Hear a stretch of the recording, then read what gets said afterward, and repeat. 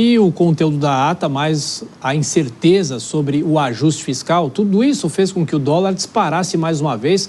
Agora, como é que ficou o fechamento do dia? O dólar fechou em qual cotação?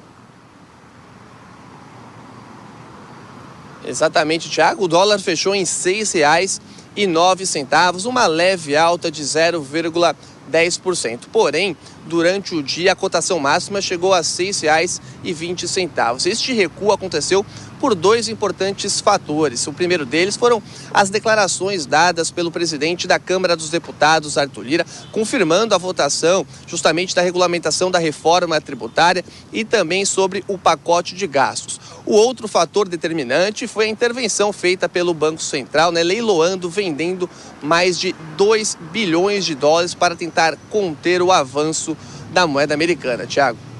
Bom, então mais uma vez o dólar comercial fechando em alta e o mercado financeiro reagindo absolutamente tudo isso. Bom trabalho para você, Álvaro. E nos últimos dias o Banco Central gastou mais de 12 bilhões de dólares nessa tentativa de conter a alta da moeda americana. Então a gente continua acompanhando, claro, as consequências para a economia e também chamar mais uma vez os nossos comentaristas para falar sobre essa movimentação do mercado financeiro. Começa agora com o Kobayashi.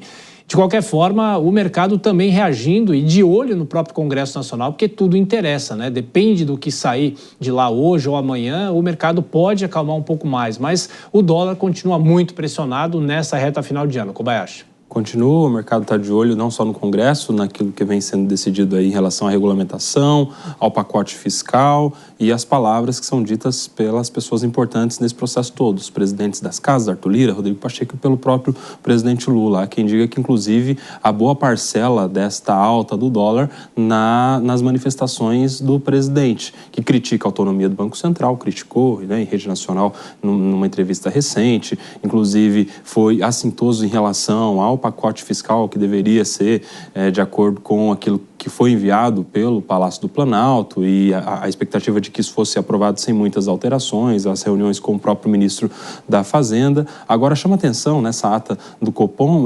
justamente as próximas duas altas já contratadas, né? Mais 1% em cada uma das próximas duas oportunidades. Isso significa que daqui a poucos meses a gente vai ter uma taxa de juros de 14,25%, se essa previsão se concretizar. E aí vai ficar uma grande expectativa sobre como é que o governo e a sociedade como um todo vai lidar com uma taxa de juros tão alta. Vamos nos lembrar que no momento mais agudo das críticas do presidente Lula, a taxa de juros estava em 13, um pouco mais de 13. E a gente vai bater essa faixa dos 13, passando inclusive dos 14, e aí fica a expectativa de como é que o poder público e o mercado vai lidar com uma taxa de juros tão alta, já prometida pela ata do Copom divulgada hoje.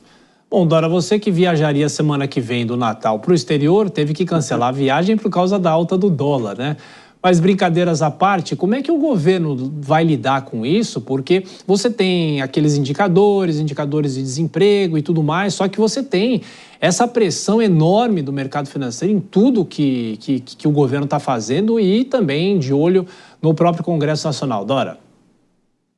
Pois é, essa ata do Copom, ela explica direitinho para o governo o que é preciso fazer. A questão é, o governo vai compreender isso, ou melhor, compreender já compreendeu, vai introjetar e vai atuar nesse sentido, ou vai continuar demonizando, já não vai poder demonizar o Banco Central, porque na próxima reunião do Copom já estará lá uma maioria, mas maioria mesmo, não só a presidência, mas a diretoria também do Banco Central, toda indicada pelo atual governo. E quando o Copom se reúne e decide já antecipar essas altas exatamente para blindar a nova diretoria, porque como quem diz, olha, não adianta porque isso é o necessário. Então, o governo já parou um pouco de demonizar o Banco Central e começou a demonizar a Faria Lima, que é a vilã predileta. Só que não adianta, vai ficar demonizando e as questões não vão ser resolvidas. Então, a grande questão agora, o ministro Haddad já tinha dado sinalização de que o pacote poderia ser modificado daqui em diante. O que fica, a pergunta é, o governo vai entender o recado e vai atuar para que essa situação seja amenizada ou não? Vai continuar na mesma toada eleitoreira, porque não tem outra motivação.